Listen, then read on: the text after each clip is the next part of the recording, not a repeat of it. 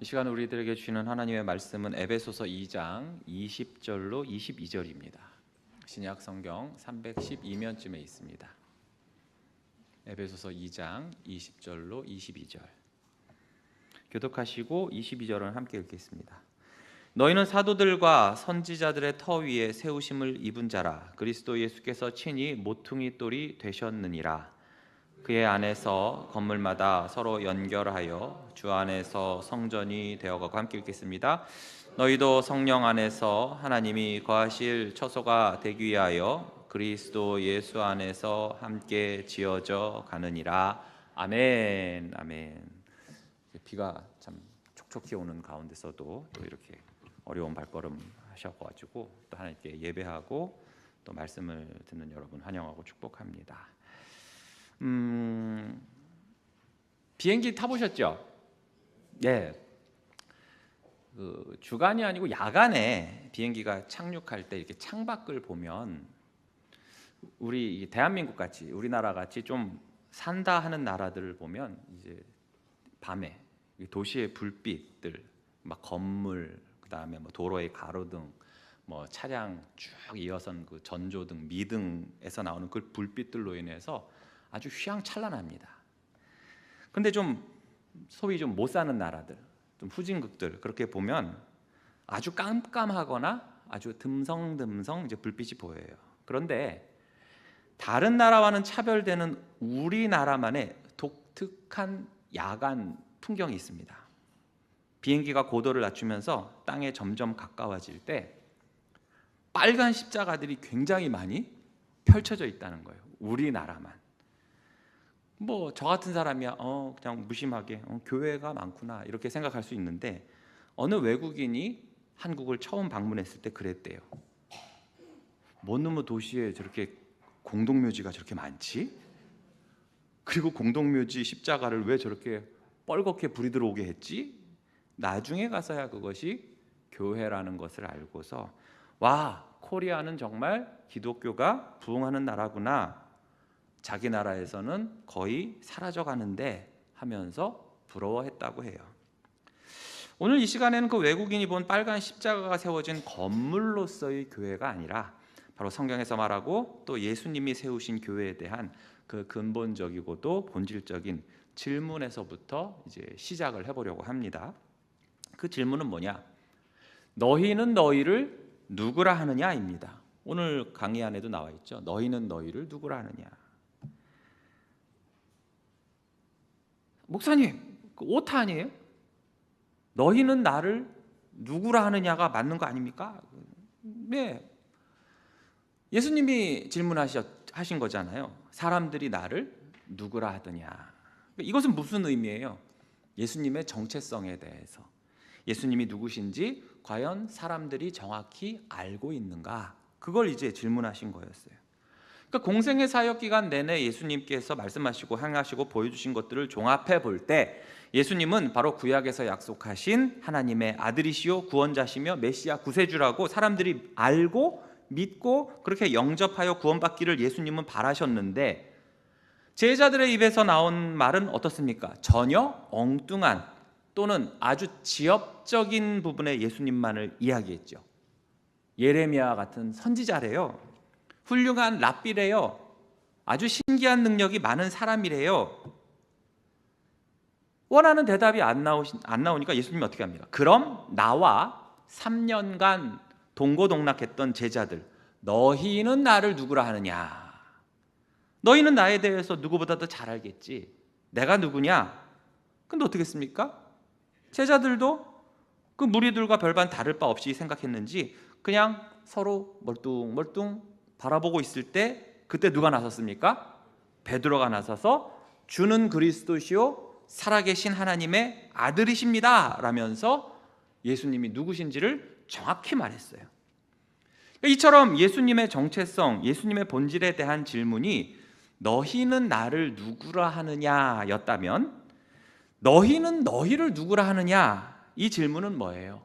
곧 우리의 정체성, 우리의 본질, 우리의 사명을 묻는 질문이요, 우리가 모인 이 교회라는 곳의 본질, 정체성, 사명을 묻는 질문일 수가 있다는 것입니다. 그래서 이 사명과 본질, 정체성에서 벗어나지 않는 교회는 좋은 교회지만 벗어난 교회는 뭐예요? 잘못된 교회요. 주님이 결코 기뻐하시지 않는 그런 교회라는 것입니다. 그러므로 좋은 교회를 만나서 그곳에서 좋은 성도들과 함께 균형 잡힌 신앙인으로 성숙해 가는 것 또한 뭐예요? 복 중에 큰 복이라 할 것입니다.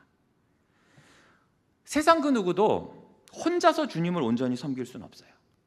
하나님은 성도 각각의 개인을 부르셨지만 그와 동시에 공동체로 부르셨고 또 그 안에서 하나님께서 예비하신 그런 과정들을 밟도록 하셨거든요. 그러므로 좋은 교회는 성도들을 품에 안고 그리스도의 구원을 전하고 말씀으로 교훈하고 훈련하여 성숙한 제자로 세워가는 것이 건강한 교회요, 참된 교회입니다. 그래서 앞으로 3주간에 걸쳐서 이 교회에 대해서 집중적으로 함께 나누고자 하는데 한마디로 교리 중에서도 어떤 부분이에요? 교회론을 다루는 거예요. 교회론. 자, 먼저 1번에 교회의 필요성과 시작 볼게요. 자, 여러분 질문을 하나 또 할게요. 여러분 교회가 필요합니까? 교회가 필요하십니까? 지금 표정들이 그걸 지금 질문이라고 하고 앉았냐? 지금 이런 표정인데. 그럼 왜 필요해요? 왜 필요해요? 필요하다며. 왜 필요해요? 자, 믿음은 분명히 각 사람 개인적인 고백과 결단으로 시작이 되죠. 하지만 하나님은 결코 개인적인 신앙에서 머물기를 원하지 않으십니다. 그렇게 되어서도 안 되고 하나님은 그렇게 우리를 부르신 게 아니에요. 공동체적인 신앙으로 우리를 부르셨습니다. 이에 대해서 종교개혁가 칼빈은 이렇게 표현했습니다. 그리스도가 우리의 것이 되며 우리가 그의 구원과 복락에 참여하는 것은 믿음을 통해서입니다. 그러나 우리는 무지하고 게으르며 기질이 변덕스러워 믿음을 지키기 위해 외부의 도움이 필요합니다. 그래서 하나님은 교회를 통해 우리의 연약함을 보살피시고 복음을 지키게 하셨습니다. 하나님은 교회를 우리의 어머니로 주셔서 우리를 양육하고 성장하게 하셨습니다. 라고 말을 했어요. 이처럼 하나님은 우리가 홀로 신앙생활을 하는 것이 아니라 교회 안에서 서로 가르치고 서로 돌보고 서로 양육받으며 성숙하기를 원하십니다. 그래서 초대교회의 교부였던 그 키프리아누스는 이렇게 말했어요. 교회를 어머니로 모시지 않으면 하나님을 아버지로 모실 수가 없다라는 말을 했어요. 즉 하나님을 아버지라고 고백하는 성도는 반드시 교회를 통해서 마치 아기가 어머니의 보살핌을 받듯이 그렇게 양육받고 성장을 해야 한다는 것입니다. 자, 그럼 나번 교회의 시작. 교회는 언제 시작했으며 누가 세우셨는가? 우리가 흔히 교회라고 부르는 개념은 예수 그리스도께서 이 땅에 오심으로 더욱 분명히 드러난 건 맞아요. 그런데 하나님께서 택하신 백성, 곧 하나님의 공동체로서의 개념은 이미 훨씬 이전에 에덴 동산에서부터 그 아담과 하와에서부터 시작해서 하나님이 택하신 백성, 그 이스라엘 백성으로부터 이제 시작이 됐어요. 그러나 우리가 말하는 이 신약적인 교회, 곧 예수 그리스도의 몸으로서의 교회는 어떻습니까? 명확한 시작과 구조를 가지고 있어요. 그리고 그 시작은 바로 성부 하나님, 성자 예수님, 성령 하나님의 그 사역 속에 명확히 나타나 있죠. 자, 그렇다면 우선 모든 계획을 누가 하십니까? 구원 계획 누가 하세요? 네, 성부 하나님이 하시죠. 마찬가지로 교회도 그래요. 교회의 계획은 성부 하나님이 세우셨습니다. 하나님께서는 태초부터 교회를 계획하셨어요. 신명기 7장 6절에 보시면 너는 여호와 내 하나님의 성민이라. 내 하나님 여호와께서 지상 만민 중에서 너를 자기 기업의 백성으로 택하셨나니. 즉 하나님을 믿는 그 공동체를 교회로 봤다면 바로 이처럼 하나님께서는 바로 이스라엘 백성들을 자기 기업의 백성으로 택하셨다. 이것이 바로 하나님의 계획. 하나님이 택하신 성민, 하나님의 기업인 백성의 모임 그 자체가 교회이고, 그래서 이것은 하나님의 계획하심에서 나왔다는 거예요.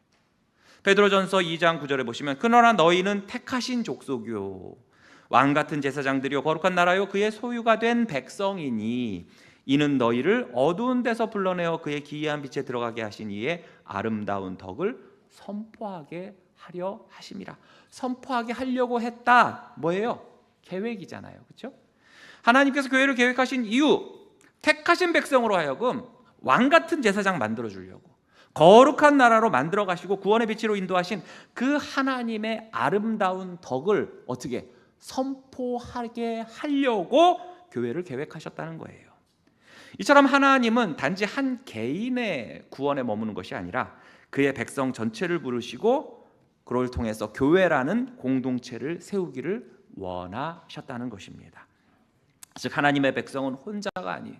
함께 택함을 받았고 교회는 이 하나님의 구속 계획 안에서 바로 필수적인 것입니다. 자, 그럼 이 계획을 실행한 분이 계시겠죠? 누굴까요? 그렇죠. 성자 하나님, 예수 그리스도예요. 예수님은 십자가 사건을 통해서 친히 교회를 세우시고 그의 머리가 되셨습니다. 마태복음 16장 18절에 또 내가 내게 이르노니 너는 베드로라 내가 이 반석 위에 내 교회를 세우리니 내 교회를 세우리니 음부의 권세가 이기지 못하리라. 자, 이 당시에는 물론 오늘날 우리가 보는 것 같은 이런 가시적인 교회가 아직 세워지지 않았지만 예수님은 미래의 교회를 세우실 것을 예언하신 거예요.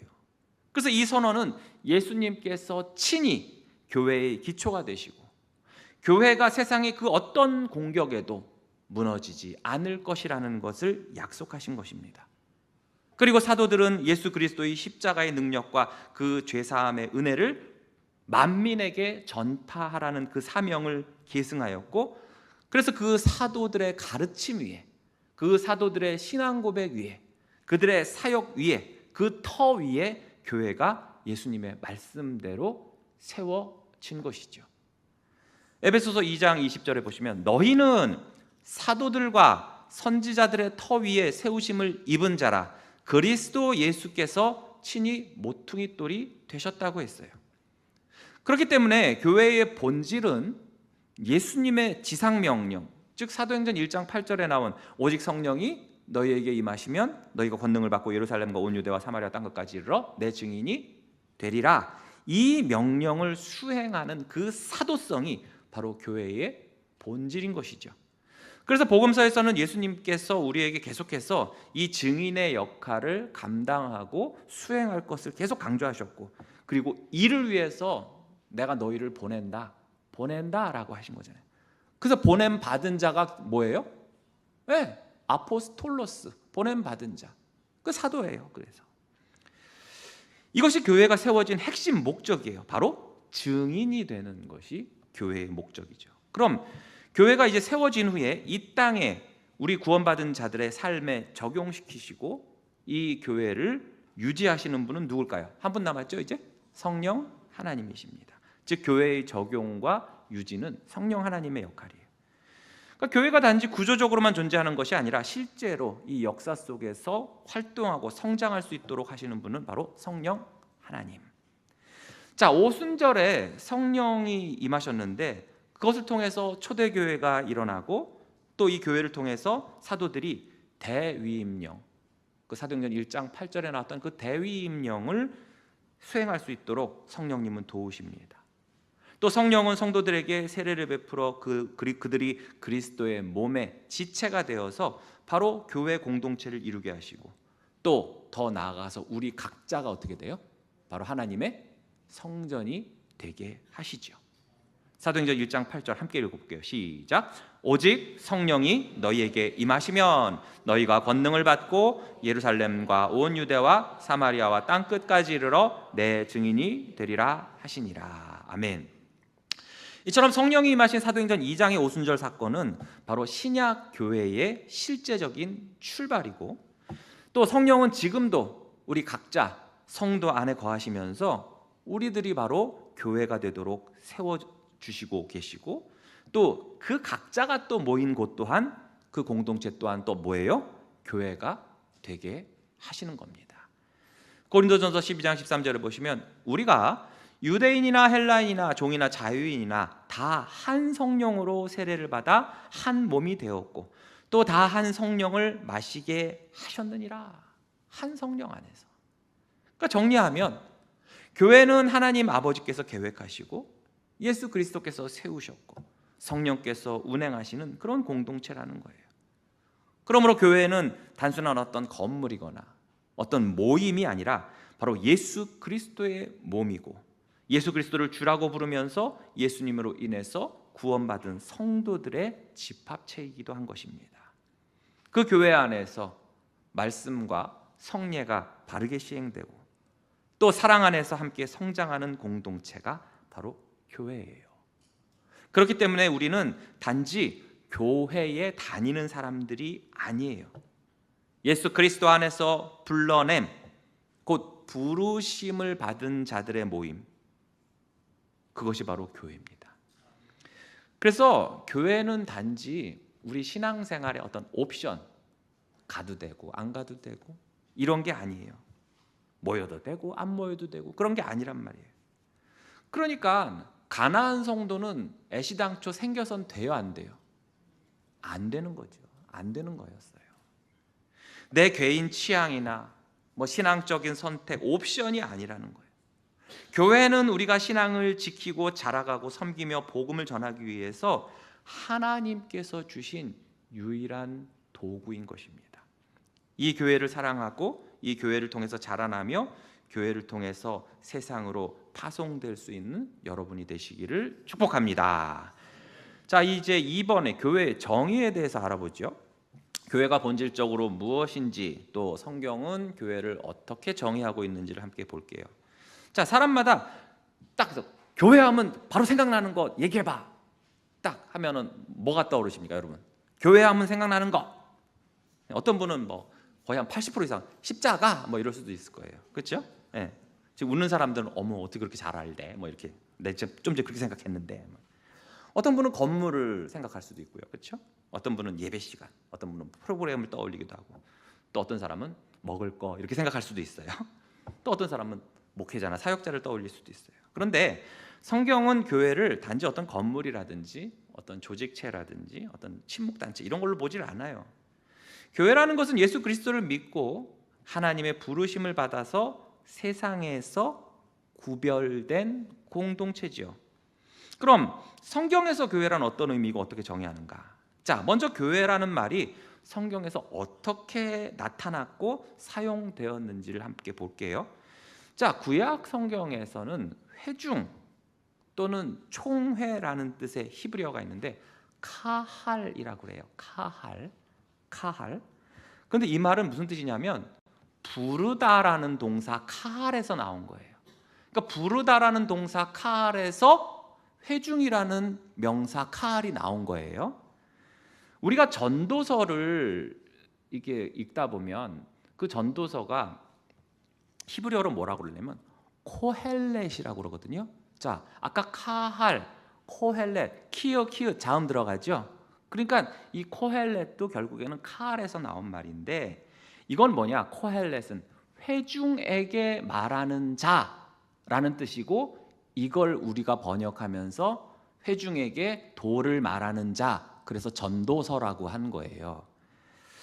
그 구약에서 말하는 교회는 하나님의 부르심을 받아 하나님 앞에 제사하러 나오는 이스라엘 회중들, 그러한 모임을 가리켰어요. 그렇다면 신약에서는 어떻게 교회를 정의했는가? 신약 성경에서는 이 교회를 헬라어로 에클레시아라고 합니다. 들어보셨죠? 에클레시아. 여기서 이 에크라는 것은 오늘날 영어로 보면 EX예요. 바깥으로란 뜻이에요. 그래서 우리가 비상구가 영어로 뭐예요? 비상쿠 이거예요? 엑시트잖아요. 그렇죠? EX가 붙어요. 바깥으로. 그러니까 에크는 밖으로. 그다음에 칼레오. 자, 클레시아 동사는 칼레오인데 이건 뭐냐면 불러내다예요. 불러내다. 그러니까 밖으로 불러내다라는 의미를 가져요. 에클레시아는. 즉 교회란 무엇인가? 하나님의 부르심, 불러냄을 받아서 어디로부터? 세상으로부터 불러내신 거예요. 그래서 그렇게 불러낸 자들을 구별하여 하나님의 소유된 자들, 그들의 모임이 에클레시아, 뭐다? 그게 바로 교회라는 거예요. 여러분, 영어로 교회가 뭐예요? 처치죠. 혹시 이거 문제 맞히시면 제가 맛있는 점심을 대접할게요. 교회에 아주 급한 일이 생겼어요. 이걸 네 글자로 뭐라 그럴까요? 교회에 진짜 위험한 급한 일이 생겼어. 이걸 네 글자로 뭐라 그럴까요? 누가 맞췄어? 맞아요. 응급처치예요. 응급처치. 누구예요? 김빈혜 권사님이세요? 누구라고? 예? 예. 부정행위, 저기 절 사주세요. 부정행위니까. 자, 웃자고 한 소리지만 영어로 처치예요. 자, 그런데 이 처치는 어디서 나왔냐? 헬라어 큐리오스에서 나온 말이에요. 큐리오스가 뭡니까? 주인이란 뜻이에요. 주님. 즉 교회는 뭐다? 주님의 것이라는 원래적인 뜻을 갖고 있어요. 자, 그래서 조직신학자인 웨인 그루뎀은 교회를 이렇게 정의합니다. 교회는 시대를 초월해서 모든 참 신자들의 공동체다. 그리스도의 죽으심으로 구원받은 모든 사람에게 적용되는 말이다 라고 했습니다. 자, 그럼 우리가 이 중에서 먼저 에클레시아로서의 교회에 대해서 알아보죠. 앞서 말씀드렸지만 에클레시아라는 것은 신약 성경에서 교회를 가장 일반적으로 가리키는 용어예요. 그런데 여기에는 단순한 어떤 집회, 모임 이상의 의미가 담겨 있어요. 아까도 말씀드렸지만 하나님으로부터 부르심을 받아서 그분의 소유가 되어 세상으로부터 분리가 됐지만, 분리가 돼서 불러오셨지만 그 다음 어떻게 해야 돼요? 그 다음에 다시 세상으로 파송되어야 하는 존재가 성도요, 바로 교회라는 거예요. 마태복음 16장 18절에 보시면 또 내가 내게 이르노니 너는 베드로라, 내가 이 반석 위에 내 교회를 세우리니 음부의 권세가 이기지 못하리라. 교회란 예수님을 주님이시요 그리스도시며 살아계신 하나님의 아들이라고 고백하는 자들의 모임이요 공동체인 거예요. 에베소서 1장 22절을 보시면 또 만물을 그의 발 아래 복종하게 하시고 그를 만물 위에 교회의 머리로 삼으셨느니라 라고 했습니다. 여러분, 이게 왜 중요합니까? 만물의 머리로 삼으셨다, 교회를. 예수님이 교회의 머리가 되셨다. 이게 왜 중요한가? 오늘날 문제 일으키는 교회들 특징이 뭐예요? 자꾸만 예수님이 아닌 자기 자신들이나 아니면 다른 것을 교회의 머리라고 착각하고 주장하고 그래서 그래요. 내가 설립 멤버야. 내가 개척 멤버야. 내가 담임 목사야. 내가 정권을 갖고 있어. 내가 장로야. 내가 권사야. 내가 당회원이야. 처음에 무슨 북한 노동당인 줄 알았어. 내가 헌금을 제일 많이 할걸? 내가 봉사를 얼마나 많이 했는 줄 알아? 이게 다 결국엔 무슨 말이에요? 내가 주인이야. 그러니까 내가 머리야, 내가 머리야 이러는 거예요. 우리가 교회 안팎에서 주변인, 아웃사이더, 방관자, 손님이 아니라 주인 의식을 가지고 헌신하고 봉사하는 건 매우 좋은 일이에요. 그렇죠? 주인 의식을 가지고. 제가 그래서 서리집사 교육할 때 꼭 하는 말이 있어요. 주인 행세를 하지 말고 주인 의식을 가져라. 그래서 서리집사 전에는 교회 이제 앞마당이나 복도에 휴지가 떨어지면 서리집사 전까지는 어떻게? 누가 죽겠지. 그렇지만 서리집사가 되는 순간 어떻게 된다? 이 교회의 주인 나야. 주인 의식을 갖고서 내 방 안에 휴지 떨어져 있으면 안 주워? 주워야지. 그런 마음을 가지라고 얘기를 해요. 이처럼 주인 의식이 아닌 주인 행세, 머리 행세를 하면 안 되는 거예요. 그렇게 머리인 척하고 머리 세우고 거들먹거리다가 그냥 목 잘리는 거거든요. 오직 예수님만이 교회의 머리가 되셔야 됩니다. 그래서 이 교회에 대해서 정의할 때 세 가지 특징에 따라서 부르는 이름이 각각 있는데, 여러분도 한 번쯤은 다 들어보신 단어들이 헬라어 단어들이에요. 먼저 언급했던 에클레시아, 그리고 디아코니아, 또 코이노니아. 네, 그거예요. 자, 앞에서 에클레시아 뭐라고 했어요? 에크 밖으로, 클레오 불러내다. 즉 시대와 민족을 초월해서 창세 이래 그리고 예수님이 다시 오실 때까지 하나님께서 부르시고 하나님께서 택하신 예수 믿는 그 모든 자들 전체를 가리키는 말이 에클레시아예요. 그러니까 하나님으로부터 부름받아 그분의 소유가 되어 세상으로부터는 분리되었으나 다시 세상으로 파송되어야 하는 존재들, 그 무리들의 모임이 에클레시아예요. 그런데 이렇게 무리들이 모이게 되니까 어떤 장소가 필요하겠죠, 그렇죠? 뭐 어디서 모여요? 그러면 어떤 건물이라든지 어떤 장소가 자연스럽게 생겨나겠죠. 그래서 역사 속에서 이 에클레시아는 건물 또 사람들이 모이니까 어떤 체계와 질서가 있어야 되다 보니까 조직을 갖춘 어떤 눈에 보이는 유형적인 형태의 교회를 말하기도 하는 단어예요, 에클레시아는. 그러니까 아까 예수 믿는 자들 부름받고 택함받아서 모인 자들 공동체도 에클레시아지만 이들이 모여서 조직적인 체계를 갖고 모여있는 지금의 이런 우리 같은 교회, 이런 의미로서도 에클레시아는 쓴다는 거예요. 그래서 이 에클레시아는 우리 눈에 보이지 않지만 창세로부터 예수님이 다시 오시는 그 종말의 때까지 시대, 지역, 민족을 초월해서 부름받은 성도 자체를 지칭함과 동시에 또 뭐 어떻다는 거예요? 실제하는 모임, 예배하고 가르치고 선교하는 그런 공동체, 그런 조직체, 그런 건물을 말한다는 거예요. 이러한 공동체가 있는 건물, 조직, 시스템, 운영체계, 이런 형태들도 에클레시아라고 생각하시면 돼요. 두 번째, 뭐가 있다고 그랬죠? 디아코니아로서의 교회. 이건 뭐냐? 섬기고 사역하고 봉사하는 것에 초점을 맞춘 거예요. 거기에 초점을 맞춘 공동체. 앞서 에클레시아가 그런 어떤 모임의 구성원, 거기에 초점을 맞춘 것이라면 디아코니아는 사역, 봉사에 초점을 맞췄어요. 실제로 디아코니아는 헬라어로 섬김, 봉사라는 뜻입니다. 그래서 디아, 헬라어에서 디아는 뭐뭐를 통하여, 영어로 하면 through 같은 거예요. 그리고 코니스는 뭐냐 하면 먼지란 뜻이에요. 그러니까 먼지를 통해 막 달려가. 그래서 디아코니아는 원래 뜻은 뭐냐면 먼지를 일으키며 막 달려가는 거예요. 우리가 뭐 만화 같은 데 보면은 어떤 뭐 길바닥을 막 누가 뛰어가면 뒤에 막 먼지가 막 일어나죠. 막 그렇게. 그게 디아코니아인데 이게 뭐냐?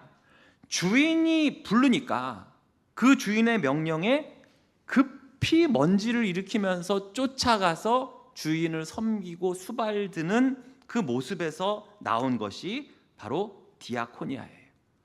그래서 성경에선 구제하는 봉사라든지 때로는 화목하게 하는 직분, 복음 사역, 이걸 갖다가 번역할 때 이렇게 디아코니아라는 말을 썼어요. 그런데 이것은 단순한 어떤 뭐 불쌍한 사람 돕는 자선 활동에 그치는 것이 아니라 누가 우리를 섬기셨어요? 그리스도의 섬김을 본받아서 하는 그 사역을 다 총칭하는 거예요. 그래서 이 디아코니아, 즉 섬김을 하는 사람을 누구라고 그러냐? 디아코노스라고 불러요. 디아코노스. 그래서 이 디아코노스라는 단어는 신약 성경에서는 종으로도 번역이 되고 집사로도 번역이 되고 복음 사역자, 일꾼 여러 가지로 번역이 돼요. 그래서 이 디아코노스에서 영어 단어가 나왔으니 바로 디콘이에요. 디콘. 집사라고 번역이 돼요. 디콘. 여러분, 예수님께서 이 땅에 오신 이유가 뭐라고 그랬죠? 섬기기 위해서 오셨다고 말씀하셨잖아요. 마가복음 10장 45절에 보시면 인자가 온 것은 섬김을 받으려 함이 아니요 도리어 섬기려 하고 자기 목숨을 많은 사람의 대속물로 주려 함이니라. 그래서 예수님은 친히 섬기는 본을 보이셨고 제자들에게도 너희들도 그렇게 살아야 돼 하고 명하셨어요. 그렇기 때문에 교회는 당연히 섬김을 실천함으로써 세상 속에서 그 예수 그리스도의 복음과 하나님 나라를 나타내야 됩니다. 그래서 성도는 교회 안에서 성령께서 주신 그 은사와 직분에 따라서 그 각자가 교회의 유익을 위해서 봉사를 하고, 또 밖으로는 세상에서는 빛과 소금의 역할을 하면서 하나님의 영광을 드러낼 사명이 있죠. 정리하면 디아코니아로서의 교회는 섬기는 공동체예요. 그래서 우리 각 사람이 곧 교회이자 지체로서 교회 안팎에서 섬기는 삶을 살아야 한다는 것입니다. 간혹 교회 내에서는 정말 봉사 잘해, 정말 헌신 잘하는데 주중에는 자신의 가정 구성원이라든지 이웃을 섬기는 모습이 없는 경우가 종종 있어요. 이렇게 되면 결국 세상 사람들로부터 어떤 말을 듣습니까? 지들끼리 이기적인 교회, 이런 말을 들어요. 그래서 여러분이 가장 많은 시간을 보내는 곳에서 더더욱 우리의 섬김의 모습이 나타나고 빛과 소금의 역할을 감당해야 된다는 거예요. 그래서 여러분들 가장 많이 시간 보내는 곳이 어디예요? 우선은 직장 있고, 또 어디예요? 가정이 있겠죠. 그렇죠? 그러니까 교회에서 봉사 물론 좋아요. 그러나 그만큼 어디서? 직장과 가정에서도 디아코노스의 모습을 보이는 것이 바로 하나님이 원하시는 것이라는 거죠. 세 번째로 코이노니아로서의 교회. 코이노니아, 이게 무슨 코인인가? 이러는데 이건 뭐냐면 성도의 교제에 초점을 맞추어서 교회를 정의한 거예요. 그래서 이 코이노니아는 헬라어로 교제, 사귐, 나눔, 참여, 연합 등등의 의미가 있는데, 독특하게도 고난에 참여한다 할 때도 이 코이노니아라는 단어를 쓰기도 했어요. 그러니까 이 말은 뭐냐? 교회는 그냥 주구장창 모여서 예배만 하는 곳이 아니라 바로 깊은 영적 교제를 나누면서 그렇게 서로 친해지고 사귀고 참여하는 공동체라는 것입니다. 요한일서 1장 3절에 보시면 우리가 보고 들은 바를 너희에게도 전함은 너희로 우리와 사귐이 있게 하려 함이니 우리의 사귐은 아버지와 그의 아들 예수 그리스도와 더불어 누림이라. 자, 여기서 코이노니아란 단어가 어디에 써 있을까요? 그렇죠, 사귐, 바로 코이노니아예요. 그런데 이 코이노니아에는 두 가지 차원이 있습니다. 먼저는 수직적 코이노니아, 그리고 또 하나는 수평적 코이노니아가 있죠. 자, 수직적 코이노니아, 수직적 교제는 뭘까요? 하나님과 그를 믿는 하나님의 백성이 맺는 친밀한 교제가 있고요. 수평적 교제, 수평적 코이노니아는 뭐예요? 바로 하나님의 자녀들, 그리스도인들이 서로 사랑하고 용서하고 하나님의 나라의 삶을 나누면서 서로를 돕는 일, 그것이 바로 수평적 교제, 수평적 코이노니아인 것입니다. 하나님은 이러한 성도의 교제를 너무나 기뻐하시죠. 또한 이를 통해서 영광을 받으십니다. 골로새서 3장 12절에서 14절을 보시면 그러므로 너희는 하나님의 택하사 거룩하고 사랑받는 자처럼 긍휼과 자비와 겸손과 온유와 오래 참음을 옷 입고 누가 누구에게 불만이 있거든 서로 용납하여 피차 용서하되 주께서 너희를 용서하신 것 같이 너희도 그리하고 이 모든 것 위에 사랑을 더하라. 이는 온전하게 매는 띠니라 라고 말씀하신 거예요. 그러니까 이 코이노니아, 이 교제에 초점을 맞춘 이 교회에서 우리가 교제를 하려면 뭐가 필요하다는 거예요? 긍휼과 자비와 겸손과 온유와 오래 참음을 옷 입고, 그것이 있어야 우리의 교제가 가능하다는 겁니다. 그래서 교회는 이러한 코이노니아를 통해서 세상과는 구별된 바로 하나님의 권속 가족임을 보여주는 거예요. 자, 한번 더 되짚어 볼까요? 모임의 의미, 에클레시아가 있었고요. 또 봉사, 또 헌신, 또 구제, 이런 거의 의미로서 디아코니아가 있었고, 그 다음에 이렇게 교제에 초점을 맞춘 코이노니아가 있어요. 자, 추가적으로 하나만 더 보면 마투리아로서의 교회예요. 마투리아 보이십니까? 라번에 마르투리아로서의 교회예요. 즉 이 마르투리아, 복음을 증언하는 것에 초점을 맞추는 교회예요. 아까 그랬죠. 모임 자체, 또 봉사헌신, 또 교제 초점을 맞췄다면 이번에 이 마르투리아는 뭐다? 증언하는 것에 초점을 맞추는 교회예요. 자, 마르투리아, 증언이라는 뜻인데 특히나 이것은 법정에서 증언을 하는 것을 의미해요. 여러분, 법정에서 증언하는 건 어때요? 이거 거짓말하면 안 되죠, 그렇죠? 이거는 뭐, 그리고 이건 계속 남죠. 효력이 남죠. 함부로 막 거짓말 못 하는 거예요. 증언을 하는 사람, 즉 증인은 뭐라고 하냐면 마르투스라고 그래요. 마르투스. 그래서 증언은 마르투리아인데 증인은 마르투스라고 하는데 여기서 영어의 단어 마터가 나왔어요. 마터. 저 마터가 무슨 뜻이냐면 순교자란 뜻이에요. 순교자. 우리 생각에는 증언하는 것과 이게 순교가 무슨 관계인가 할 수도 있겠죠. 무슨 권력자의 범죄를 증언하다가 주변 사람들이 막 죽어나가고 자살하고 드럼통 들어가고 그러던데 이게 그런 건가? 그게 아니에요. 초대교회에서 예수님을 증언한다는 것, 증거한다는 것은 결과적으로 어떻게 돼버려요? 초대교회에서 내가 예수님을 공개적으로 증언하고 그러면 그 사람 어떻게 되는 거예요? 죽어요. 핍박, 박해로 이어지고 결국엔 죽어요. 그럼 그렇게 예수 그리스도를 믿고 예수 그리스도를 증언하다가 죽는 사람을 뭐라고 해요? 순교자라고 하잖아요. 그래서 증인 마르투스가 바로 순교자 마터가 된 거예요. 이게 오늘날에는 그럴 일이 없죠. 여러분이 예수님을 증거한다는 것 자체를 우리가 뭐 어디 저기 알카에다나 탈레반이 있지 않는 이상 보통의 나라에서 우리가 예수님을 증언한다고 해서 순교하지는 않아요. 그러니까 초대교회 당시는 어떤지 아시겠죠? 증인이 곧 순교자였던 그런 시대였다라는 거예요. 그래서 마태복음 28장 19절에서 20절에 보시면 그러므로 너희는 가서 모든 민족을 제자로 삼아 아버지와 아들과 성령의 이름으로 세례를 베풀고 내가 너희에게 분부한 모든 것을 가르쳐 지키게 하라. 볼지어다 내가 세상 끝날까지 너희와 항상 함께 있으리라 하시니라. 자, 이것은 사도행전 1장 8절과 마찬가지로 교회에 주시는 대위임령이에요. 사명이죠.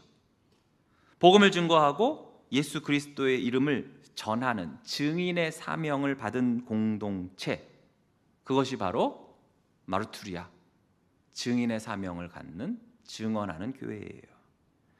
이를 통해서 세상은 어떻게 합니까? 교회를 통해서 복음을 듣고 구원을 얻게 되잖아요. 그래서 앞서도 언급했던 그 초대교회 때의 그 교부 키프리아누스는 좀 더 세게 말했어요. 아까 하나님을 아버지라고 부르는 자는 교회를 어머니라고 불렀다 그렇게 얘기했잖아요. 근데 이 사람이 진짜 센 거 하나 얘기했어요. 화면 보실까요? 엑스트라 에스클레시암 눌라 살루스, 라틴어인데 엑스트라 바깥이란 뜻이에요. 밖에. 아까 그렇죠? 에크 엑스트라. 에클레시암은 뭐예요? 아까 교회죠, 교회. 눌라는 뭐냐 하면 없다란 뜻이에요. 살루스는 뭐냐? 구원. 그러니까 합치면 뭐예요? 교회 밖에는 구원이 없다. 교회 바깥에는 구원이 없다. 그런데 이것을 로마 카톨릭에서는 어떻게 해석을 했냐? 로마 카톨릭 교회에 소속되지 않으면 구원을 받을 수 없다라고 해석했어요. 이게 옳은 해석일까요? 아니죠. 종교개혁 이후에 개신교에서는 이처럼 가시적인 소위 말하는 성당 이런 조직교회의 밖을 말하는 것이 아니라 이 말은 바로 뭐다? 그리스도의 몸된 교회의 밖을 말한다. 즉 그리스도를 떠나서는 예수 그리스도와 연합이 없이는 구원이 없다라는 신앙 고백으로 이어진 거예요. 이게 맞죠, 그렇죠? 그러므로 교회는 그 존재 자체가 복음의 증인이고 우리 모두는 마르투리아, 즉 예수 그리스도를 증언하는 마르투스의 사명을 다 받은 자들이라는 거예요. 그러니까 정리하면 이 땅의 교회는 어때요? 아직 완전하지 않고 여전히 부족하고 연약하죠. 하지만 주님께서 다시 오시는 그날 교회는 흠도 티도 없는 완결한 그 신부가 되어서 그리스도 앞에 서게 될 겁니다. 그래서 그날을 소망하면서 우리 각자와 우리 교회는 하나님의 부르심에 응답한 에클레시아로서, 또한 섬김과 봉사를 실천하는 디아코니아로서, 또한 사랑 안에서 진정한 교제를 하는 코이노니아로서, 그리고 세상 속에 담대히 복음을 전하는 마르투리아로서의 이 시대에서 온전한 교회, 참된 교회의 모습을 우리는 나타내야 하는 것입니다. 자, 이제 오늘 마지막 챕터 3, 교회의 종류에 대해서만 보고 이제 마무리할게요. 자, 교회는 어떤 종류의 형태로 존재하는가? 교회의 다양한 분류가 있어요. 그러니까 교회는 단일한 모습으로만 있지는 않지요. 성경이 말하는 교회의 개념은 영적이면서도 또 불가시적, 그러니까 안 보이는 거, 그와 동시에 또 현실적이고 볼 수 있는 가시적인 것도 포함이 돼요. 그러니까 보이지는 않지만 실제로 존재하고, 지상에 있지만 천상에도 연결되어 있고, 조직이 있지만 그것이 어떤 기계적인 것이 아니라 살아있는 몸과 같은 유기체적인 것이 바로 교회의 특성이에요. 이런 교회의 풍성한 특성을 이해하는 것이 바로 우리가 교회 안에서 어떤 정체성과 또 사명을 가지고 살아야 하는지를 분명히 보여줍니다. 제일 먼저는 제일 이해하기 쉬운 분류예요. 뭐냐? 보이는 교회, 그리고 보이지 않는 교회. 그러니까 이걸 보이니까 형태가 있겠죠? 그 다른 말로 유형교회. 안 보이니까 형태가 없다? 무형교회. 자, 유형교회는 우리가 교회하면 딱 떠오르는 이미지, 뭐 교회, 건물, 십자가, 종탑, 뭐 본당, 또는 어떤 조직도, 모임, 뭐 목회자들 모임, 성도 모임, 이런 것이 있는 교회. 또 우리 주변에 쉽게 찾아볼 수 있는, 여러분이 지금 앉아 계시는, 우리 눈으로 볼 수 있는 이 땅 위의 교회예요. 그렇다면 무형교회는 뭡니까? 형태가 없는 교회도 있나요? 있어요. 이것은 영이신 하나님이 보시는 교회예요. 자, 그럼 영이신 하나님이 물론 건물, 외형도 보시겠지만 우리가 못 보는 뭘 보실까요? 우리는 못 봐. 우리는 육을 갖고 있으니까. 근데 영이신 하나님은 무엇을 보실까요?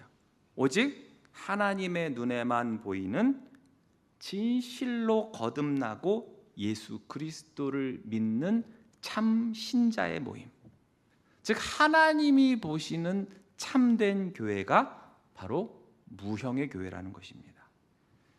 그럼 이런 질문을 한번 해볼게요. 유형교회, 즉 이 땅에 있는 교회들은 항상 무형교회일 수 있을까요? 없을까요? 그렇죠. 이 땅의 교회들 모두 하나님 보시기에 참된 교회, 진짜로 예수 그리스도를 믿는 참된 신자의 모임일까요? 그럴 수도 있고 아닐 수도 있다는 거예요. 유형교회 가운데에는 하나님이 보시기에 참된 무형교회도 있지만 그렇지 않은 교회도 있을 거예요. 보이는 교회 안에는 참된 신자도 있겠지만 아직 믿음이 없다든지, 또 외형적으로만 교회에 속한 사람들, 또 예수 그리스도를 아직 영접하지도 않은 채 거듭나지도 않은 채 다니는 사람들도 있을 수 있어요. 그래서 예수님이 어떤 비유를 하셨습니까? 알곡과 가라지 비유를 하신 거예요. 같은 밭에도 알곡과 가라지가 있어요. 마찬가지로 유형교회는 마치 알곡과 가라지가 함께 있는 밭이라면 무형교회는 뭘까요? 그거는 알곡만 모아놓은 창고 같은 교회가 되는 거죠. 두 번째로 지역교회와 보편교회가 있어요. 자, 이것은 교회의 범위에 따른 구분이에요. 그러니까 지역교회, 로컬 처치죠. 어떤 특정한 지역과 공동체에 속한 구체적인 교회예요. 예를 들어서 신약에 보면 어떤 교회들이 있었습니까? 로컬 교회가. 바울 서신서에 나오는 그 교회들이 로컬 교회인 거예요. 지역교회 뭐예요? 고린도 교회, 에베소 교회, 데살로니가 교회, 그렇죠?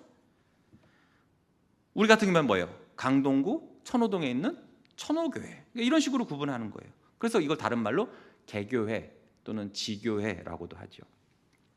그럼 이제 반대로 보편교회, 유니버설 처치라고도 하고 카톨릭 처치라고도 해요. 그런데 이것은 저는 말씀드렸지만 뭐예요? 로마 카톨릭을 말하는 것이 아니라 카톨릭이라는 말 자체가 뭐다? 보편적이라는 뜻이거든요.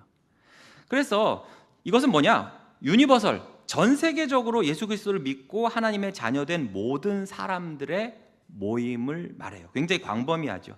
이것은 시대나 민족이나 교단, 지역을 초월해서 예수 그리스도 안에 있는 모든 성도들이 속한 하나의 교회를 바로 보편교회라고 해요. 그래서 에베소 4장 4절에서 몸이 하나요 성령도 한 분이시니 이와 같이 너희가 부르심의 한 소망 안에서 부르심을 받은 자들이 모인 곳이 그것이 뭐예요? 그게 보편적인 교회예요. 그런데 이런 보편적인 교회의 성도들이 다 한 자리에 모일 수가 없잖아요. 그렇죠? 시대적으로나 또는 위치적으로나. 그래서 어떤 신앙 고백이라든지 또는 민족이라든지 전통이나 생활범위에 따라서 모이게 될 수밖에 없는 그런 현실적인 상황으로 인해서 뭐가 나온 거다? 지역교회, 로컬 처치가 세워진 거예요.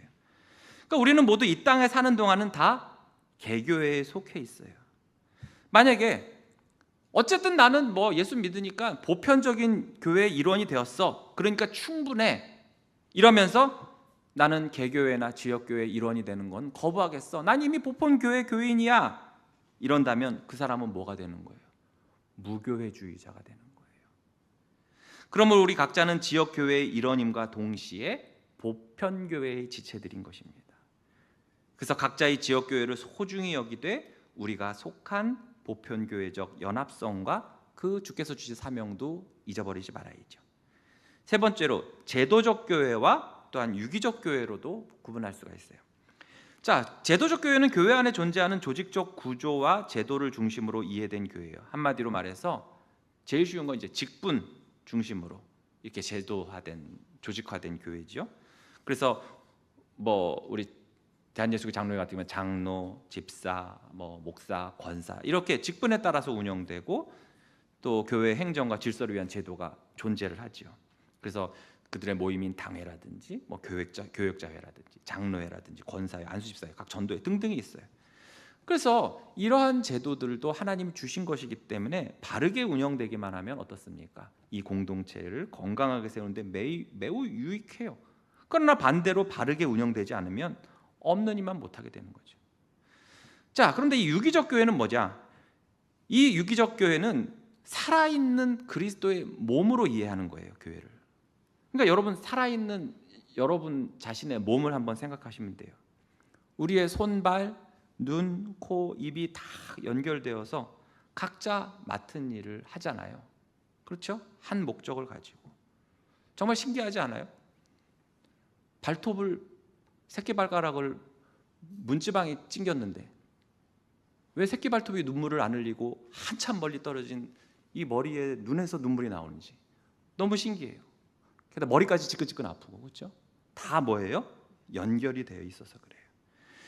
우리 또한 마찬가지예요. 새끼발가락이 다쳤는데 내 머리가 아프듯이 다른 우리 지체가 아플 때 나도 그래서 아프는 거예요. 그래서 아프고 기도하는 거예요.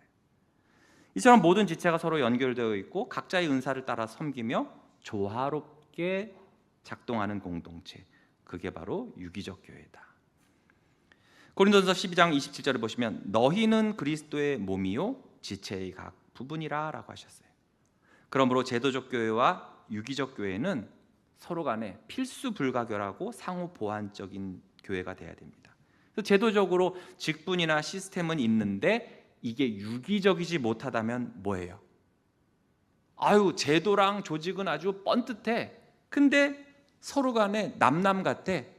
유기적이지 못하고 팔 떨어져 나간 것 같아. 어때요? 그렇게 되면 생명력이 없죠. 맨날 삐그덕대요. 싸움박질해요. 반대로 되게 유기적이야. 그냥 다 묶여 있어. 근데 거기에 어떤 제도나 직분 체계나 조직이 없다면 또 어떻게 될까요? 무질서해질 수가 있겠죠. 그렇죠? 그러므로 우리는 제도적 구조 안에서 살아 숨쉬는 유기적 교회를 이루어야 한다는 것입니다. 네 번째, 지상교회와 천상교회가 있어요. 자, 지상교회는 우리가 지금 속해 있는 이 땅의 교회를 말해요. 살아있는 그들이 예배하고 섬기며 복음을 전하는 교회를 말하는 것이죠. 그렇다면 천상교회는 뭔가요? 이미 하늘나라에 있는 모든 성도들, 곧 믿음 안에서 세상을 떠나 구원받은 이들의 모임을 말해요. 그래서 히브리서 12장 22절 23절을 보시면 하늘에 기록된 장자들의 총회라고도 번역을 해요. 아까 총회가 에클레시아였죠. 그러니까 하늘에 기록된 장자들의 총회. 그래서 읽어보면 그러나 너희가 이른 곳은 시온산과 살아계신 하나님의 도성인 하늘의 예루살렘과 천만 천사와 하늘에 기록된, 바로 생명책에 기록된 구원받은 자들이죠. 구원받은 장자들의 모임과 교회와 만민의 심판자이신 하나님과 및 온전하게 된 의인의 영들이 모인 곳이 바로 뭐다? 천상교회라는 거예요. 그렇다고 해서 지상교회 따로, 천상교회 따로 이렇게 분리된 것이 아니라 영적 연합 속에서는 하나요, 또한 동일한 교회인 거예요. 그래서 우리가 지금 지상에서 예배할 때 우리의 천상에 있는 교회의 성도들도 어떻게 할까요? 같이 하나님께 찬양하고 예배합니다. 내가 여기서 예배할 때 천국에 계신 우리 부모님 예배할까요, 안 할까요? 예배해요. 내가 여기서 기도할 때 내가 사랑하는 사람이 그 천상의 교회에서 기도 안 할까요? 기도해요. 그러므로 우리는 천상교회나 지상교회나 하나로 연합되어 있다는 것입니다. 마지막으로 전투하는 교회와 승리하는 교회예요. 자, 여러분 여기서 시제를 보세요. 전투하는, 하는, 지금 시제가 뭐예요? 현재 진행형이죠. 그렇죠? 그런데 승리하는이 아니라 승리한 교회, 이것은 뭐예요? 이미 과거로 끝난 거예요. 완료된 거예요. 승리했다는 거예요, 이미. 그러니까 전투하는 교회는 뭐냐? 이 세상에서 우리가 죄와 비진리, 세속과의 영적 싸움을 벌이는 성도들이 모여있는 교회라는 의미가 바로 전투하는 교회예요. 우리는 여전히 영적 전쟁터 가운데서 살아가고 있기에 진리를 붙들고 믿음을 지키기 위해서 싸워야 돼요. 그래서 에베소서 6장 12절에 보시면 우리의 씨름은 혈과 육을 상대하는 것이 아니요 통치자들과 권세들과 이 어둠의 세상 주관자들과 하늘에 있는 악의 영들을 상대하는 것이라고 했잖아요.